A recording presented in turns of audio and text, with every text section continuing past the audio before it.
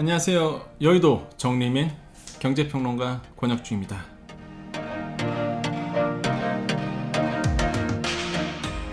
자, 오늘 정리해드릴 내용 바로 그 사회적 거리두기 4단계 달라지는 것들에 대해서 같이 얘기를 좀 나눠보도록 하겠습니다. 오늘 정리 빨리 해볼까요?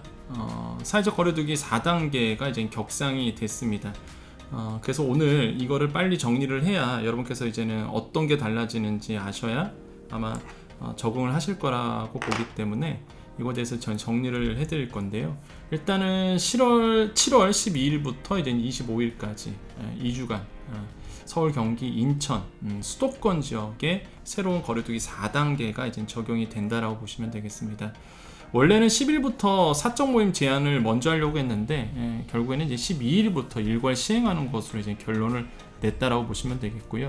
의미를 본다 그러면 최고 단계라는 거죠. 지금까지 없었던 최고 단계라는 게 다른 점이고, 특히 이번에는 4단계 플러스 알파가 됐다는 점입니다. 원래 있던 4단계에서 더 센 규제가 이제 들어온다라고 볼 수가 있겠고요.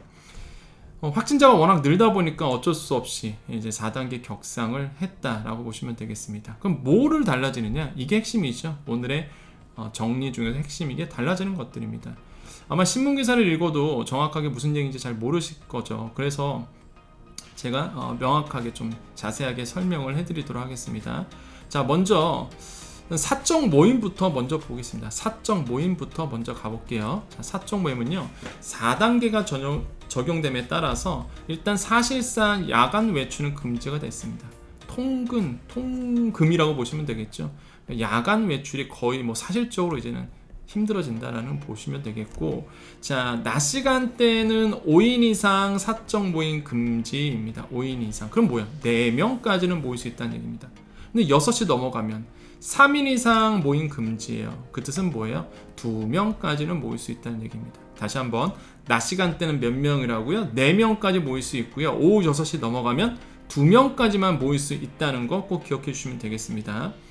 자, 행사 집회 이것도 보셔야 되겠죠. 직계 가족인 경우에는 8명까지 원래 모일 수 있었어요. 근데 이게 금지됩니다. 이제 안 돼요. 안 됩니다. 자, 예외는 있습니다. 동거가족, 그 다음에 아동, 노인, 장애인 등 돌봄이 필요한 경우, 또한 임종을 지키는 경우는 예외가 인정이 됩니다. 예외사항 꼭 아셔야 되겠죠. 그래서 동거가족끼리는 동거가족은 뭐예요? 한 집에 사시는 분들이죠. 자, 그 다음 백신 광고로 횟수대로 맞고 2주 지난 사람들에게 뭘 줬었어요? 인센티브 줬었죠. 마스크 벗기도 했었고요. 그 다음에 뭐예요? 이런 사적 모임도 인원 제한 없이 했었는데 이거 이제는 중단됩니다. 안 돼요. 마스크 절대 빼시면 안 됩니다. 백신 맞으신 분들, 접종 완료자분들 인센티브 줬던 거 중단됐습니다. 절대로 마스크 빼시면 안 되겠다. 왜? 본인을 위해서도 그렇고요. 타인을 위해서도 절대 마스크를 빼시면 안 되겠다. 또한 사적 모임도 안 됩니다. 안 됩니다. 여러분 길거리 지나가다가 운동할 때 그때 많이 보셨죠? 마스크 빼고 운동하신 분들. 저 심지어 한 대학생 젊은 친구가 마스크 빼고 길거리 가는 것도 봤습니다. 정말로 놀랐어요. 이래도 되는 건가? 라고 생각했는데 역시나 이제 안 됩니다. 절대 그러시면 안 돼요.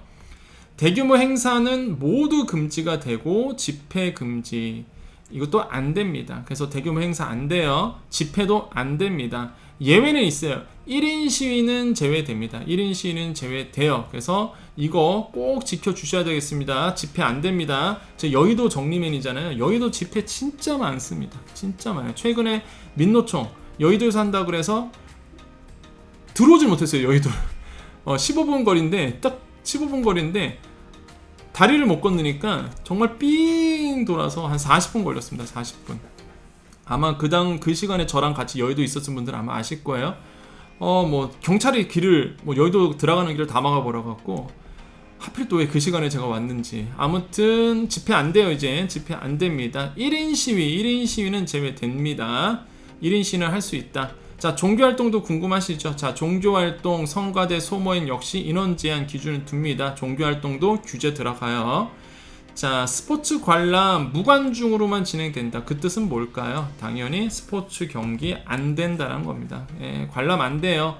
절대 가시면 안 됩니다. 무관중입니다. 무관중. 그래서 스포츠 관람도 안 된다는 거. 자, 숙박시설 3분의 2 수준에서만 운영할 수 있습니다. 그 다음에 무엇보다 숙박시설에서 주관하는 파티 이런 거 되게 많습니다. 사실 그 유명 관광지 가보면 거기서 이제 펜션이라든지 아니면 게스트하우스에서 이런 파티 많이 해요. 안 돼요. 주관으로 열리는 파티 절대 안 됩니다. 2주 하는 거 빡세게 하고 빡세게 끝내는 게 낫습니다. 절대 여러분 지켜주셔야 됩니다. 이거 지켜주셔야 되겠다라는 거. 절대 파티 안 됩니다. 학교 수업 원격 수업으로 이제 전환이 됩니다. 원격 수업이고요. 실제 제 주위 분들 이제 다 원격 수업으로 하고요. 학원들도 마찬가지로 학교 따라가니까 원격 수업으로 되겠죠. 그래서 원격 수업이다. 바빠졌죠. 또 어머님들 어떻게 돼요? 집 청소하셔야죠. 또 원격 수업하면 다 나오니까 뒤에. 그래서 아마 또 아이고야 그러실 것 같습니다. 원격 수업으로 이제 전환이 되고요.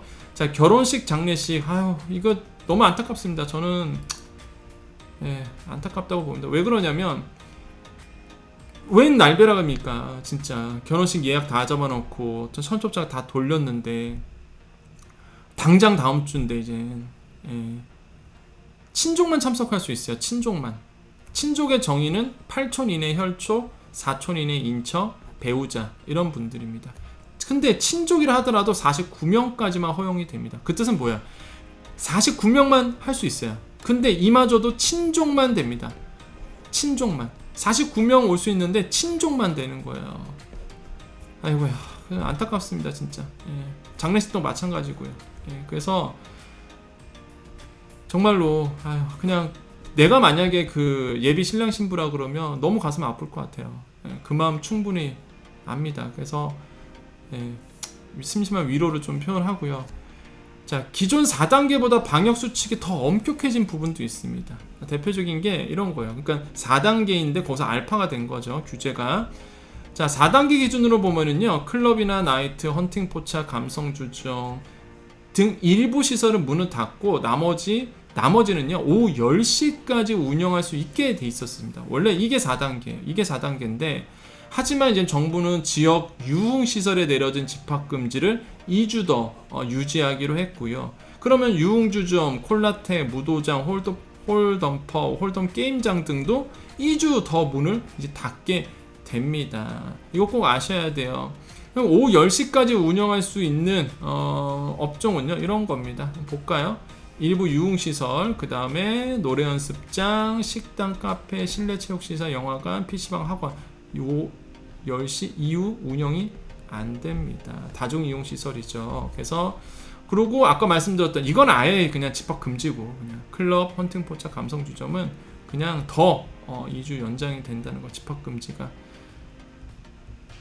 그래서 또 이렇게 되고요. 그 다음에 콘서트도 있습니다. 콘서트는 두 가지로 나눠져요. 정규 공연 시설이 있고 임시 공연 형태가 있는데 정규 공연 같은 경우에는 이제 출입 명부 작성하고요. 마스크 착용하면은 허용이 됩니다.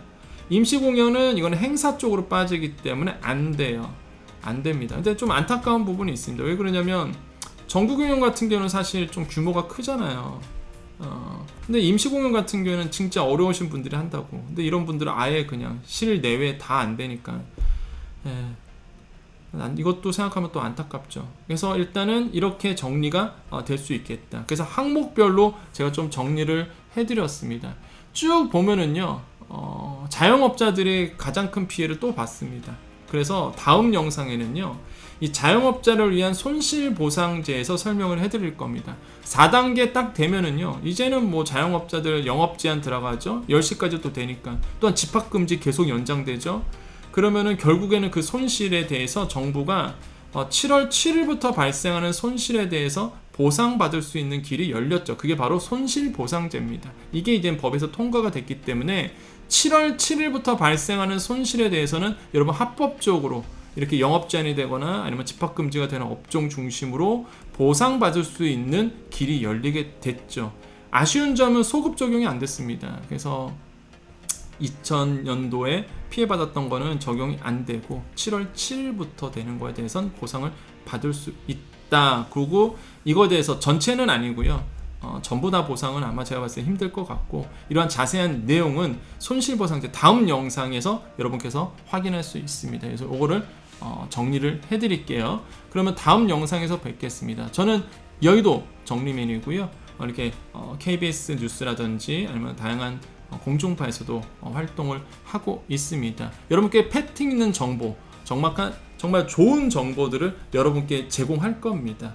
여러분께 이러한 정보들을 통해서 제가 바라는 것은요, 국민 경제에 이바지하는 거죠. 정말 많은 분들이 제 정보를 가지고 조금이라도 나은 생활, 조금이라도 솔직히 말씀드리면 더 금전적으로 또 부자 될 수 있는 길이 좀 열렸으면 좋겠다라고 생각을 해보겠고요. 일단은 오늘은 이제는 4단계에 달라지는 것들에 대해서 여러분께 좀 소개를 해드렸습니다. 여러분 도움 되셨으면 좋아요와 구독 꼭 눌러 주시고요. 저는 그렇게 바랍니다.